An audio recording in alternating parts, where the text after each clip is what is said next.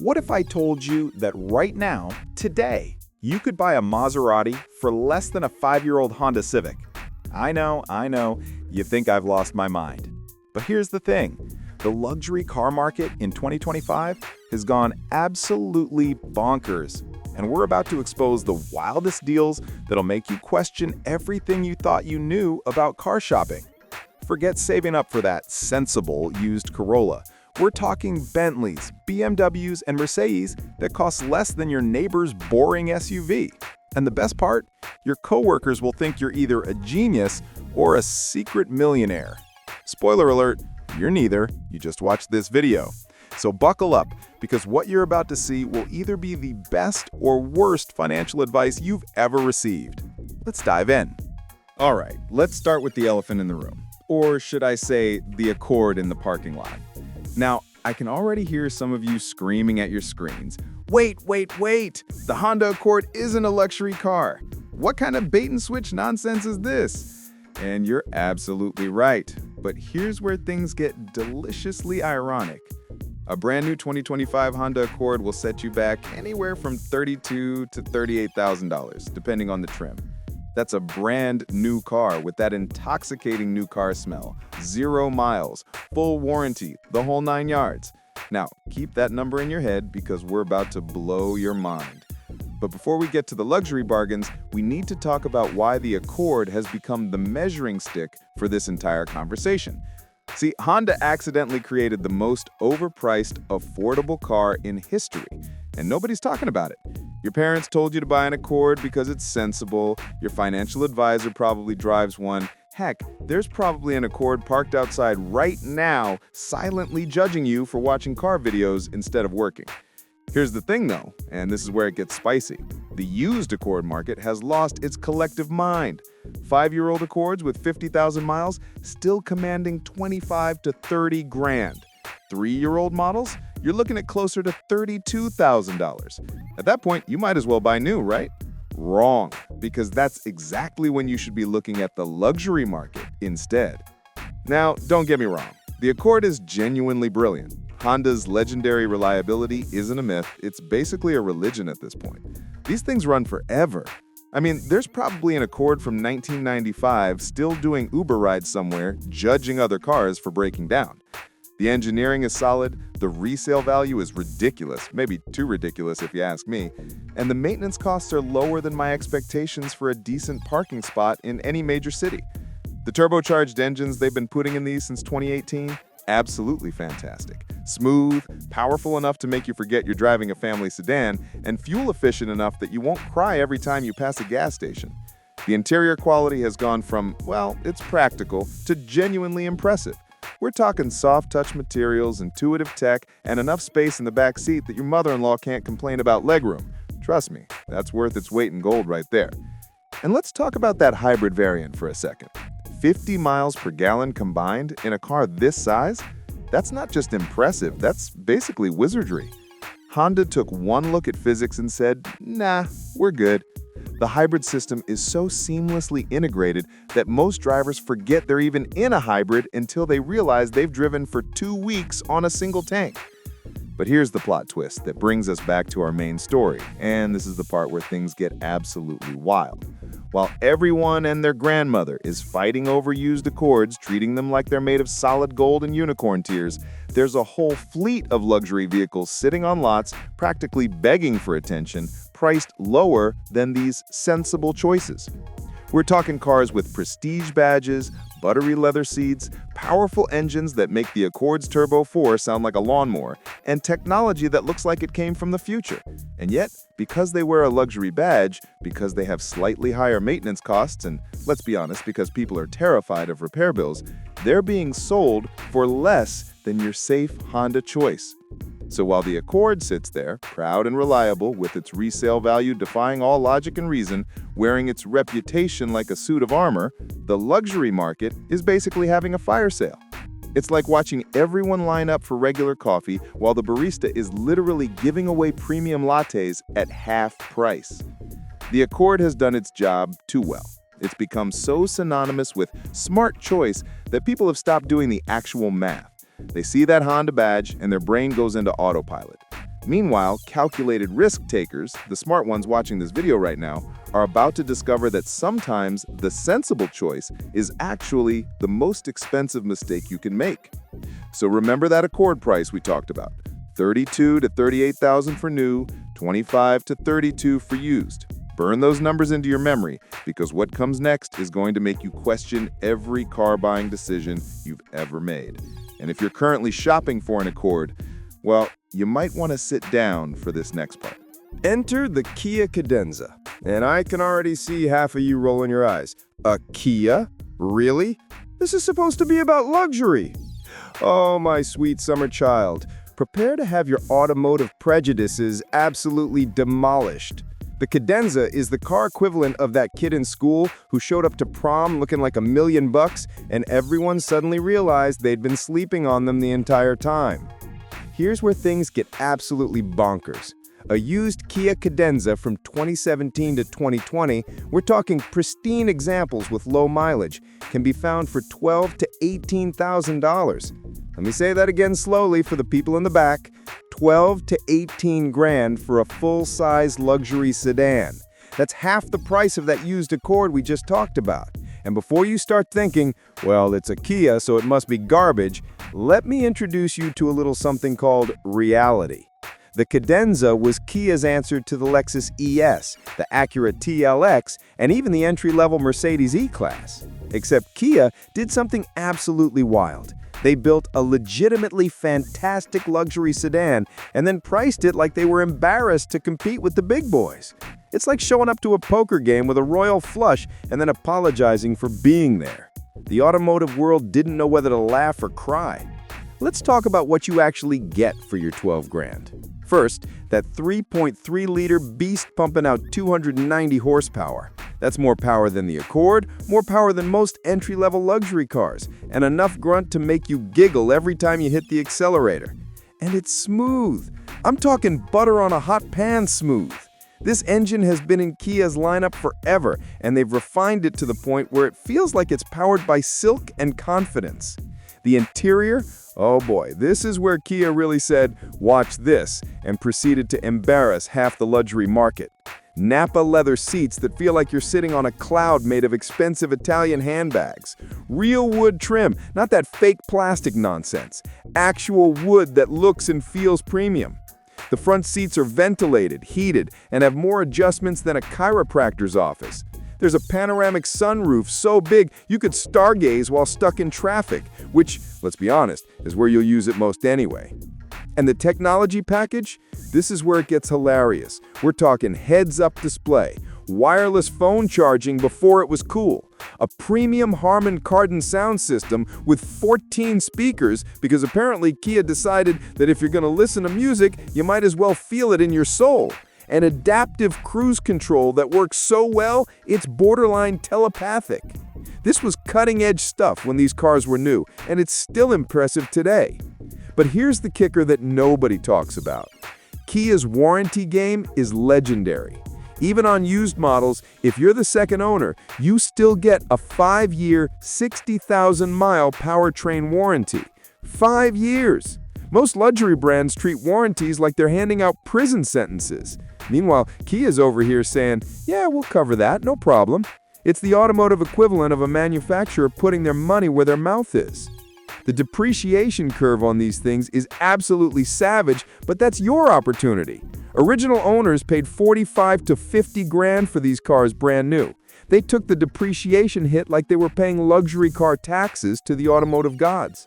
Now you get to swoop in and grab all that luxury, all that technology, all that smooth V6 power for the price of a well-optioned economy car. It's financial judo, using someone else's mistake to your advantage. Now, is it perfect? Of course not. The Kia badge doesn't carry the same cocktail party bragging rights as a Mercedes emblem. If you're the type of person who needs validation from your neighbor's jealous stares, this might not be your car. But if you're smart enough to value what's actually between the sheet metal rather than what's on the hood, the Cadenza is an absolute steal. The reliability? Kia's come a long way from their "please take a chance on us" days of the 90s. These Lambda engines are bulletproof when maintained properly, and the transmissions are smooth as butter. Sure, you want to keep up with regular maintenance, but newsflash, you have to do that with every car, even your precious Honda. The difference is, Cadenza parts don't cost luxury brand money because, well, it's still a Kia under the skin. Think about this for a second. You could buy a used Honda Accord for 30 grand and tell people you made a sensible choice. Or you could buy a Cadenza for literally half that price, pocket $15,000, and drive around in genuine luxury with more features than most people's living rooms. You'd have money left over for premium gas for the next 3 years, a nice vacation, or hey, maybe even investment in something that actually appreciates in value. Revolutionary concept, I know. The Cadenza is proof that the badge on the hood doesn't always match what's under it. Kia built a legitimate luxury sedan, priced it aggressively when new, and now it's depreciating like it owes money to the mafia. For bargain hunters, for people who actually do the math, for anyone who's tired of paying the Honda tax or the luxury badge premium, this is your golden ticket. And we're just getting started. Now, let's talk about America's favorite automotive sleeping pill, the Chevrolet Equinox. And look, I know what you're thinking. Finally, a normal car, something that makes sense. Yeah, about that. The Equinox is the vehicular equivalent of beige paint. It exists, it transports humans from point A to point B, it has 4 wheels, and on a good day, all of them are pointing in the right direction. Congratulations, you've just described literally every car ever made. But here's the interesting part. And by interesting, I mean financially baffling. A 3 to 5 year old Chevrolet Equinox with reasonable mileage will cost you anywhere from $22,000 to $28,000. For a Chevy! A Chevy! We're talking about the same company that brought you the Cavalier, the Cobalt, and enough interior plastic to build a small Lego city. And yet, people are lining up to pay near luxury prices for the automotive equivalent of unflavored oatmeal. The Equinox became popular for one reason and one reason only. It's safe. Not safe like excellent crash test rating safe, though it has those too. Safe like nobody at the office will make fun of my car choice safe. It's the Switzerland of SUVs. Completely neutral, utterly inoffensive, and about as exciting as watching spreadsheets update in real time. Your insurance company loves it, your accountant approves of it.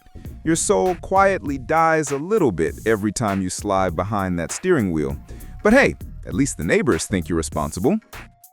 Let's be brutally honest about what you're actually getting here. The turbocharged 1.5-liter engine produces a whopping 170 horsepower. That's not a lot. A decent riding lawnmower probably has more aggressive acceleration. The naturally aspirated 2.0, even worse. Getting onto the highway feels like you're asking the car very politely if it would mind maybe considering possibly accelerating, and it thinks about it for a while before reluctantly complying. It's not slow, it's just thoughtful. Very, very thoughtful. The interior is peak rental car chic. Everything is plastic. Hard plastic. The kind of plastic that feels like it was molded during the Reagan administration and has been recycled through every GM vehicle since. There's an infotainment system that works about as intuitively as a Rubik's Cube in the dark. The seats are comfortable enough, assuming your definition of comfortable is not actively painful. The cargo space is decent, and honestly, that's probably the nicest thing I can say about the entire package. You can fit groceries in it. Multiple bags even. Revolutionary. But wait, there's more. The reliability of the Equinox is, shall we say, inconsistent. Early models had transmission issues that made owners question their life choices. Some years had engine problems that turned routine oil changes into surprise mechanical lotteries. GM's quality control during certain years was basically a game of automotive roulette, and the Equinox was often holding the short straw. Not all of them, mind you, but enough that you'll want to do your homework before buying one.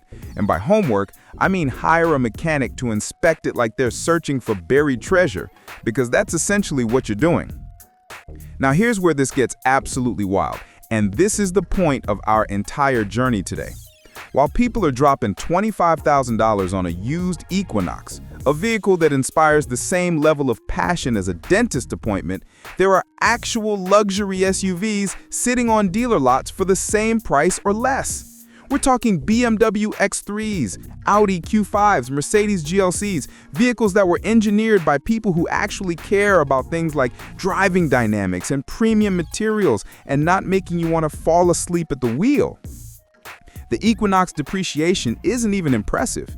It holds value reasonably well, which sounds good until you realize that means you're paying more for a mediocre vehicle than you would for something genuinely special. It's like paying full price for a plain bagel when the everything bagel costs the same. Who does that?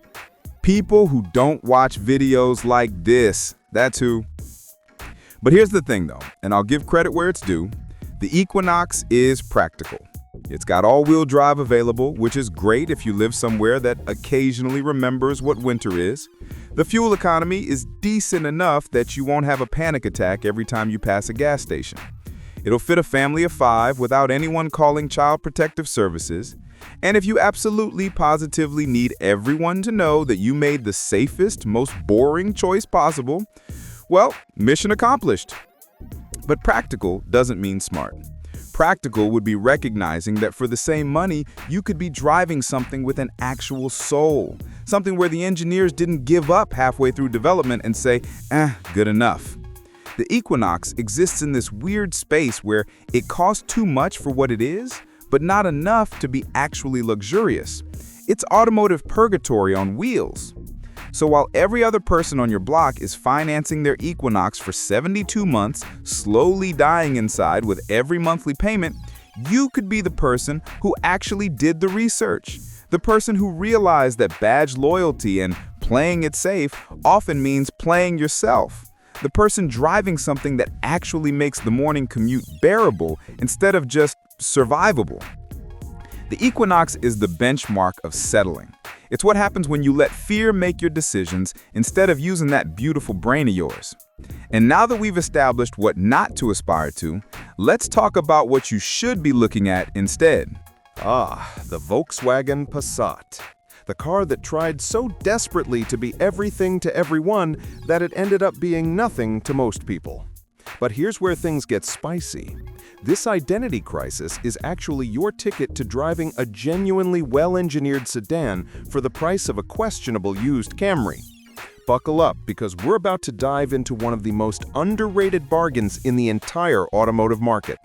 Let's start with the elephant in the showroom. The Passat has a reputation problem, and it's not the car's fault. Volkswagen spent decades building the Passat for the European market, where it competed with BMWs and Audis, then turned around and built a completely different, bigger, cheaper version for North America.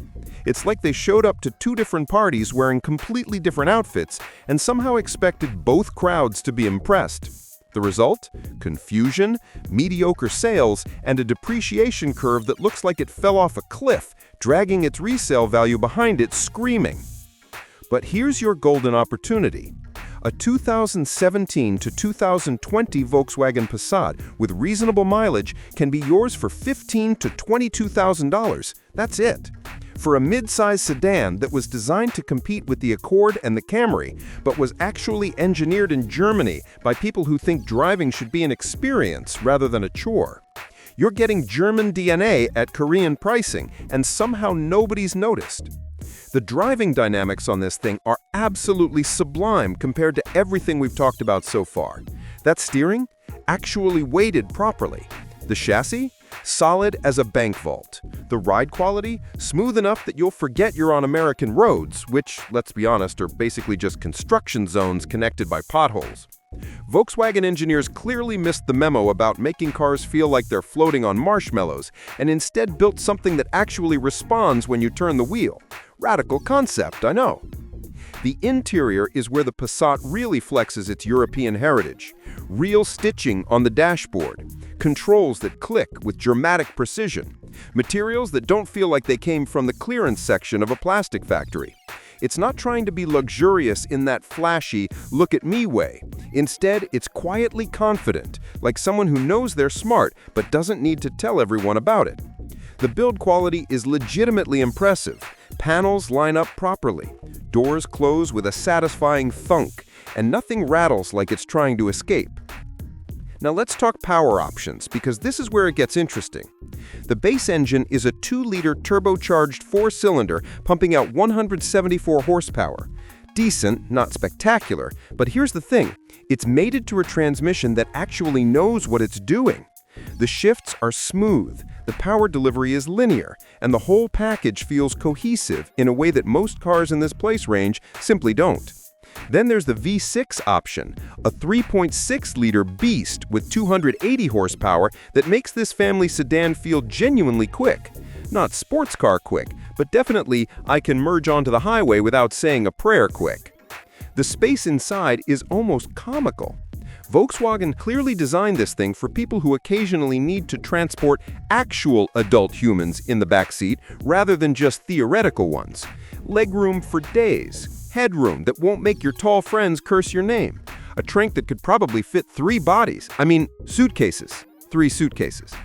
The technology package includes features like adaptive cruise control, blind spot monitoring, and a touchscreen system that actually makes sense, which puts it ahead of about 70% of the competition. But here's where we need to have an honest conversation, because I'm not here to sell you a lemon wrapped in pretty German paper. Volkswagen's reliability reputation is complicated.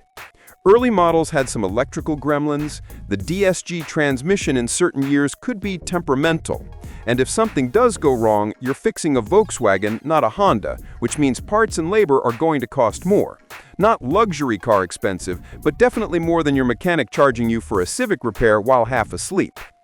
However, and this is important, the later models, especially 2018 onward, sorted out most of these issues. The reliability improved dramatically, the warranty coverage was generous, and Volkswagen finally figured out that American buyers actually care about their cars starting reliably in the morning. Revolutionary insight, right? If you're buying a Passat, aim for 2018 or newer. Get a pre-purchase inspection from someone who actually knows what they're looking at, and you'll likely be fine. Here's the beautiful irony of the whole situation. The Passat depreciated like crazy because Americans didn't understand what they were getting. They saw a Volkswagen badge, expected Jetta-level pricing and quality, then got confused when the Passat drove like something significantly more expensive.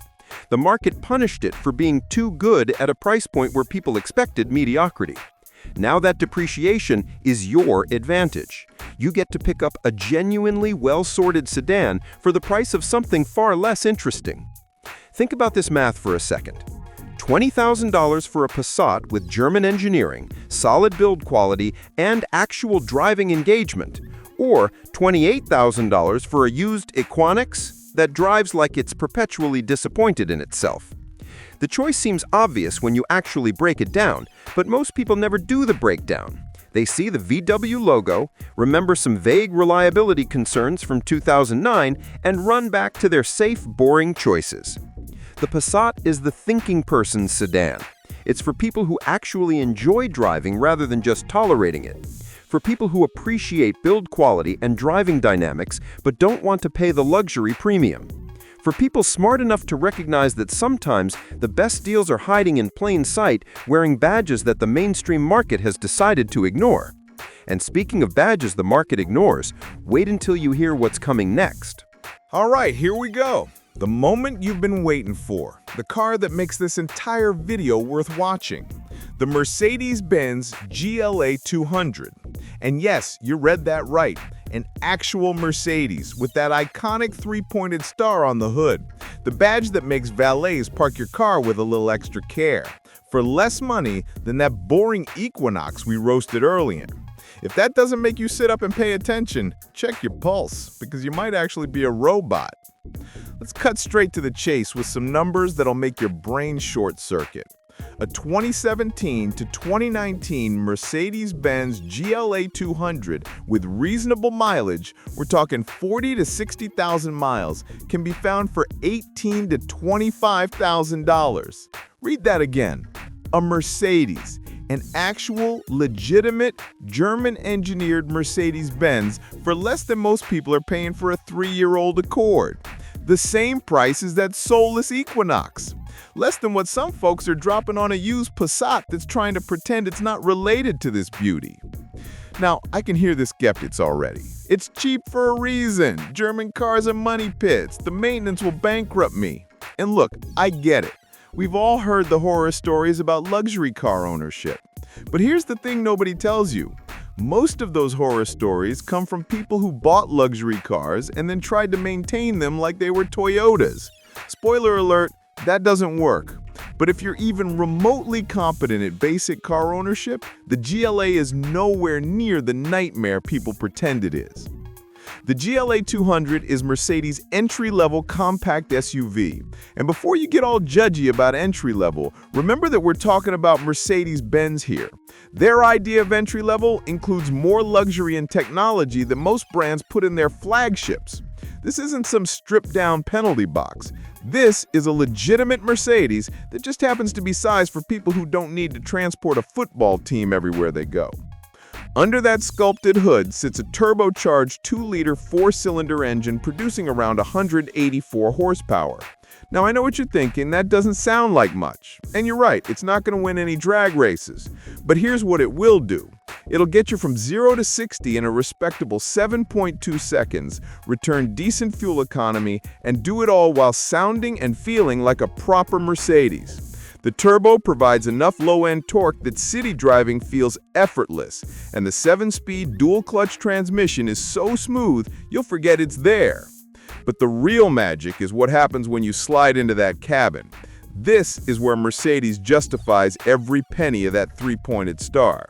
The interior quality is in a completely different universe compared to everything else we've discussed. Real leather that actually feels like leather instead of vinyl cosplaying as luxury.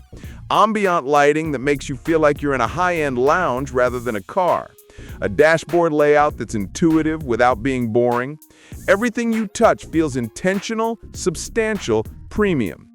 The command infotainment system is genuinely excellent for its time. Responsive touchscreen, crisp graphics, navigation that actually works, and Bluetooth that connects without requiring a blood sacrifice to the tech gods. The seats are supportive and comfortable, with bolstering that actually holds you in place during spirited driving. Even the steering wheel feels expensive, wrapped in leather that'll make you want to take the long way home just to hold it a bit longer. This is the stuff that makes luxury cars feel luxurious, and it's all here. The driving experience is where the GLA really separates itself from the peasant class. The suspension is tuned perfectly for real-world conditions, firm enough to feel sporty and composed, but compliant enough that you won't lose fillings hitting potholes. The steering has actual weight and feedback, something completely absent in most modern crossovers. You sit higher than a sedan, but lower than a typical SUV, giving you that perfect Goldilocks view of the road. And that Mercedes badge on the steering wheel, it's not just for show. It actually means something when you're behind the wheel. Now let's address the elephant wearing a Mercedes badge. Yes, maintenance costs more than a Honda. Parts are more expensive because they're engineered to tighter tolerances and higher standards. But here's the reality check nobody gives you. If you buy a well-maintained example, keep up with the service schedule, and don't drive it like you're auditioning for Fast and Furious, the GLA is remarkably reliable. The M270 engine in these has proven itself across millions of miles. The transmission is solid. The major components are built to last. The smart play? Find one with full service history, ideally still under some warranty coverage. Get a pre-purchase inspection from a Mercedes specialist, not your uncle who once changed his own oil. Budget about $800 to $1,000 a year for maintenance, which sounds like a lot, until you realize that's like $80 a month to drive a Mercedes instead of an Equinox. $80 a month to pull up to client meetings, dates, family gatherings, and something that actually commands respect. Here's the beautiful truth about the GLA. It depreciated hard because luxury cars always do. The first owner took that hit, paid for the privilege of buying new, and now you get to swoop in and reap all the benefits. You get the prestige, the engineering, the luxury, the driving experience, everything that makes a Mercedes at a price point that makes it accessible to anyone with decent credit and a functioning brain. Think about what we've covered today. You could spend 30 grand on a used Accord and tell yourself you made a practical choice. You could drop 28 on an Equinox and bore yourself into an early grave. Or you could spend $22,000 on a Mercedes-Benz, pocket the difference, and actually enjoy the act of driving again. You'd be getting a car that was engineered by people who understand that vehicles should be more than just transportation appliances. The GLA 200 proves that luxury isn't always expensive. Sometimes it's just misunderstood. Sometimes the market gets it wrong and smart buyers get rewarded. This is your chance to drive something special without selling the kidney or taking out a second mortgage. This is your opportunity to show up to life in something that actually reflects quality and taste rather than just playing it safe. So there you have it. 5 vehicles, 5 completely different approaches to the same budget, and one that clearly stands above the rest. The market is absolutely wild right now, and if you're paying attention, if you're willing to look past badges and marketing hype, there are incredible deals waiting to be discovered. Here's what I want you to do right now. First, smash that like button if this video just saved you from making a $30,000 mistake. Second, subscribe and hit that notification bell because we're dropping content like this every single week, exposing the deals, calling out the overpriced garbage, and helping you make smarter decisions with your hard-earned money. Third, and this is important, drop a comment below telling me which car surprised you the most. Are you Team Mercedes, ready to take that luxury plunge, or did one of the other options catch your eye? Maybe you disagree with everything I said and you're ready to defend your Equinox with your life. I want to hear it all. The algorithm loves engagement, and I genuinely love reading your thoughts.